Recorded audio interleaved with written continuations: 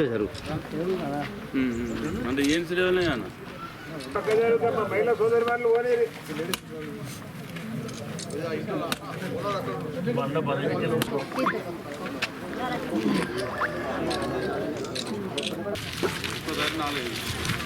తమ్ముడు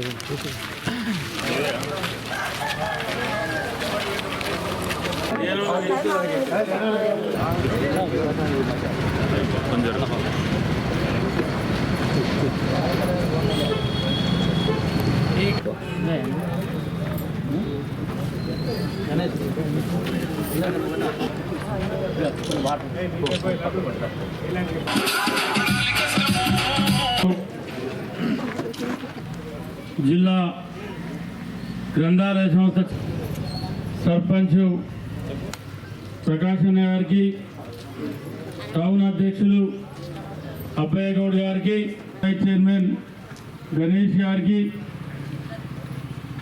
డైరెక్టర్ సోదరులు నీలయ్య గారికి, సోదరుడు సిద్ధ తిరుపతి గారికి, డైరెక్టర్ మార్కెట్ సోదరులు రాజేందర్ గారు, మరి మాజీ కౌన్సిలర్లందరికీ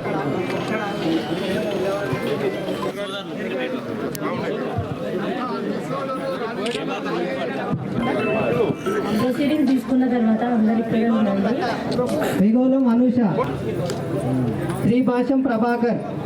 అలా అడుగుతాడు ఫోన్ చేసి ఫోటో తీసినావా అని.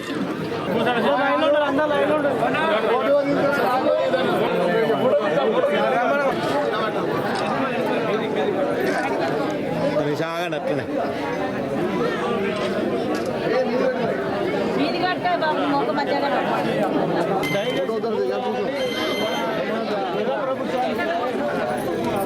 మీ విజయన్న కాంగ్రెస్ పార్టీ ఎవరికి బీ ఫామ్ ఇచ్చి ఎవరిని నిలబెడుతుందో ఆ వ్యక్తిని మీరు నాకు ఓట్లేయించి ఎట్లయితే గెలిపించారో అదే రకంగా మీరు గెలిపించుకొని మీకు మళ్ళీ 3 ఏళ్ళు 100 స్పీడ్ల నేను అభివృద్ధి చేసే బాధ్యత నాకు. పాత పూసాల గ్రామ పంచాయతీ పరిధిలోని శాస్త్రీనగర్ 13వ వార్డు, 14వ వార్డు, 15వ వార్డు 4 వార్డులకు సంబంధించి ఈరోజు ఇందిరమ్మ ఇండ్ల ముగ్గులు పోసే కార్యక్రమం,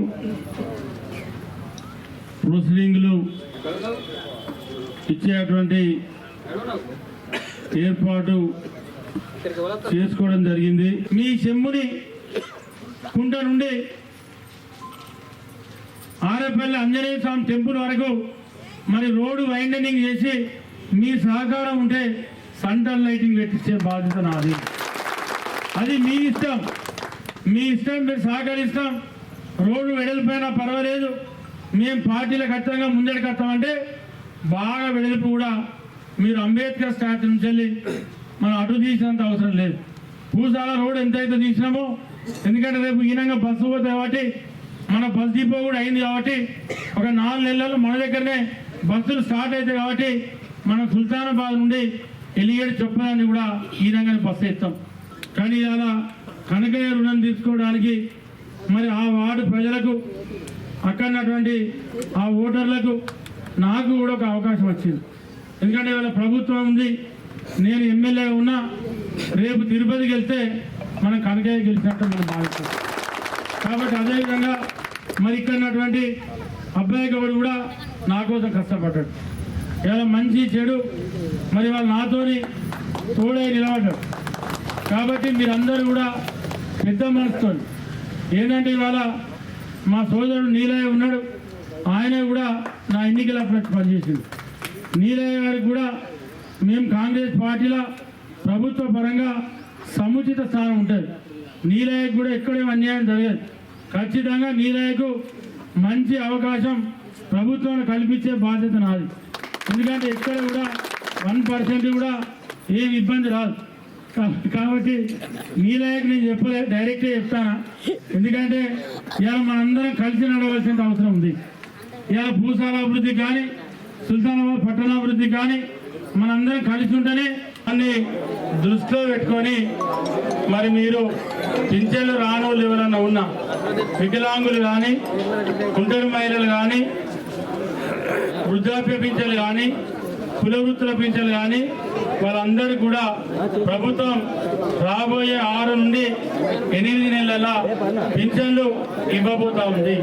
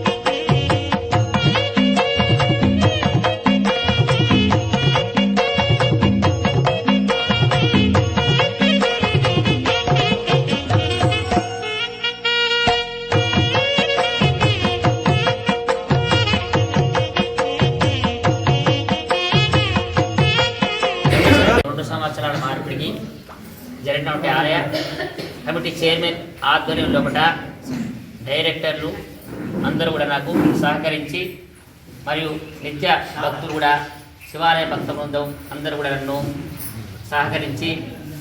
సహకరించడానికి ధన్యవాదాలు. సుల్తానాబాద్లో మంచి దైవం ఆత్మాత్మకత దేవాలయంలో పూజించబడుతున్న నిత్యం విరజిల్లుతున్న శ్రీ శివాలయంలో తప్పకుండా మంచి కార్యక్రమాలు రానున్న ఏదైతే మనం నెక్స్ట్ మకర సంక్రాంతి అయితేనేమి, తదుపరి శ్రావణ మాసం అయితేనేమి, తదుపరి భాద్రపదం వస్తే వినాయక నవరాత్రులు, గణపతి నవరాత్రులతో పాటు ఈ యొక్క దసరా నవరాత్రులు, కార్తీక మాసం నవరాత్రులు బ్రహ్మాండంగా నిర్వహించబడుతుంది. ఈ కార్యక్రమం అందరూ కూడా పాల్పంచుకొని తప్పకుండా నేను విలువలేదు నన్ను విలువలే అనకుండా ఒక కార్యక్రమం పాల్గొన్నామంటే అది దేవుడు పిలిచింది అనుకోవాలి. ఏ కార్యక్రమం అయినా మరి ఇదే దేవాలయ ప్రాంగణంలో ఇప్పుడు శబరిమల వెళ్ళేటప్పుడు మొదటిసారి కండిషన్ అప్పుడు వరుసగా ఇది 25వ సారి అయ్యప్ప స్వామి మాల వేసుకునే భాగ్యం సత్యాన్ని అశోక్ అనేది పల్లాశోక్ అనేది హరియాణ ఇక్కడ ప్రతి ఒక్కరి పేరున ప్రతి ఒక్కరికి కృతజ్ఞతలు. నాకు మళ్ళీ వాళ్ళు రావడం చాలా సంతోషంగా ఉంది. మీ అందరి ప్రేమాభిమానంలో ఎప్పటికీ ఇలాగే ఉండాలి.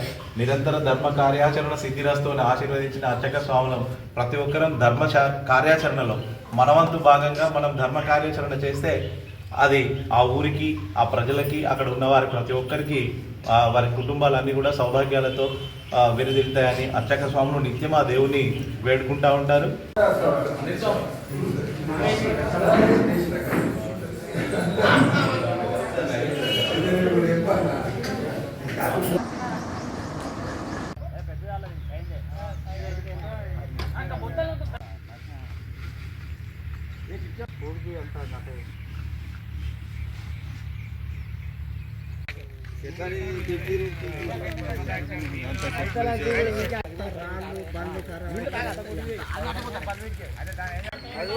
ఇప్పుడు అట్లా అడుగు పెడితే మొత్తం అది జాగ్రత్తనే ఉంటుంది. అదంతా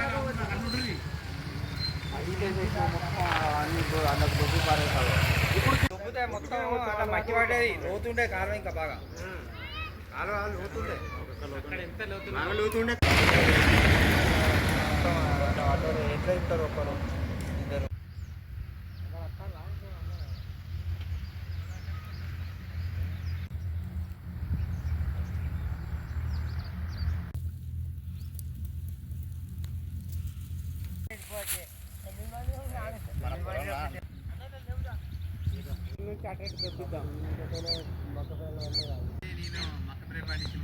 ఈ గ్రామంలో మన ఎస్ఆర్ఎస్పి నుండి వచ్చే ఉపకాలువ ద్వారా మాకు ఒక 100 నుంచి 150 ఎకరాలు వారే శివారు ఉన్నది. ఈ కాలువకు ఈ కాంట్రాక్ట్ ఏం చేసిందంటే రోడ్డు వెళ్ళిపోయిన రోడ్డు పక్కకున్న చెట్లనన్నీ ఆ కాలువలో దుబ్బి ఆ మొరం సుతాన్లా పడడం జరిగింది. మొత్తం నీళ్ళు రాకుండా కాలువ కూడిపోవడం జరిగింది. అప్పుడు మా రైతులు అడిగితే తర్వాత తీస్తా అన్న విధంగా మాట్లాడి తప్పించుకొని ఈరోజు ఎక్కడో పని నడుస్తుందని ఈ రైతులను పట్టించుకోకుండా ఒక నెల నుంచి 15 రోజుల నార్లు అయినా కానీ నీళ్లు రాక బీళ్ళు నుండి రైతులు ఎంత మొత్తుకున్నా కానీ వారిని పట్టించుకోవడం లేదు. మేము సుతా నంబర్ తీసుకొని సూపర్వైజర్కి ఫోన్ చేయడం జరిగింది. ఆయన మాటలు కాంట్రాక్టును అడిగిన తర్వాత చెప్తా అన్న విధంగా పట్టించుకొని విధంగా మాట్లాడడం జరిగింది. అందుకే మేము ఈరోజు ఆందోళన కార్యక్రమం చేద్దామని అందరం రైతులను జమగాడం జరిగింది. దీనికి సంబంధించిన అధికారులు వెంటనే ఈ కాలువను క్లియర్ చేసి ఈ రైతులకు నీళ్ళు అందించి ఈ ముదిరిన నార్లు పంట సుత దెబ్బతిన్నది కాబట్టి ఇకనైనా దయచేసి వారికి వెంటనే ఈ నీళ్ళ వచ్చే విధంగా ఈ చర్యలు తీసుకోవాలి. ఈ కాంట్రాక్టర్ వెంటనే ఆ చెట్లను ఆ కాలువ లోతు కూడింది కాబట్టి లోతు తీసి ఈ రైతులకు మున్పటి లెక్క మంచి మరమ్మతు చేసి కాలువ నీళ్లు అందించాలి. లేని పక్షంలో పోలీస్ కంప్లైంట్ అవుతుంది, ఆందోళన చేయడం జరుగుతుంది. దీనికి సంబంధించిన ఎస్ఆర్ఎస్పి ముట్టడిస్తాం అవసరం అనుకుంటే ఆఫీసును ఈ వెంటనే ఈ రేపు ఎల్లుండి లోగా కాకుంటే ఈ పోషంపాటు ఆఫీసును ముట్టడించడం జరుగుతుంది.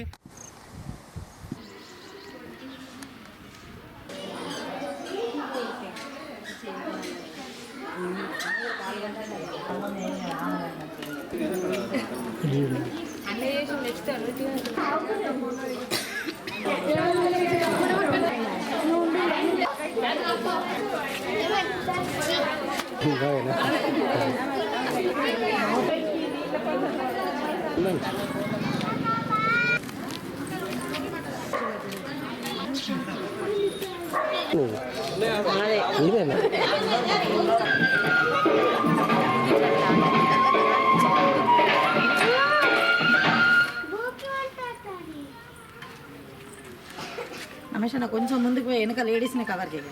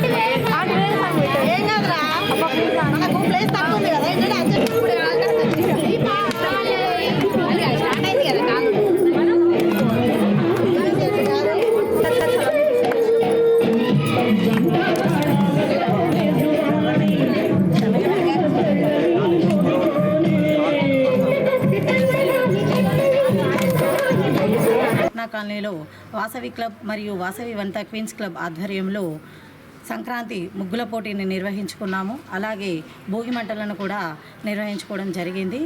ఇందులో చాలామంది కూడా ముగ్గులు వేసి అత్యుత్సాహంగా పాల్గొనడం జరిగింది. ఇదెంతో మాకు చాలా ఆనందదాయకంగా అనిపిస్తుంది.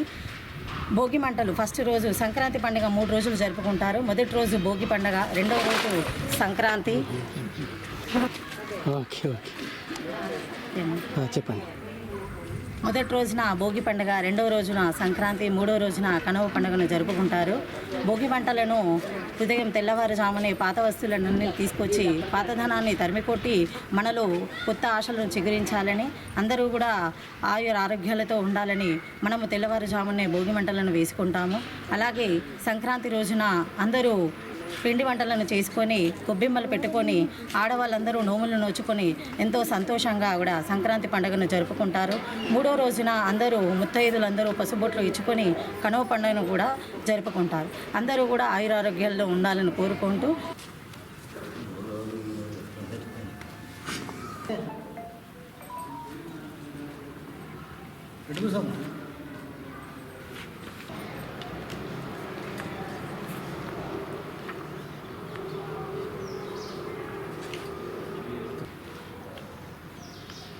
ఎప్పుడన్నా రెడ్డి రావు దారే పిల్లగా రారా నాన్న పోరా అంటే ఉంటాడు. ఇప్పుడు తొక్కబడతారు.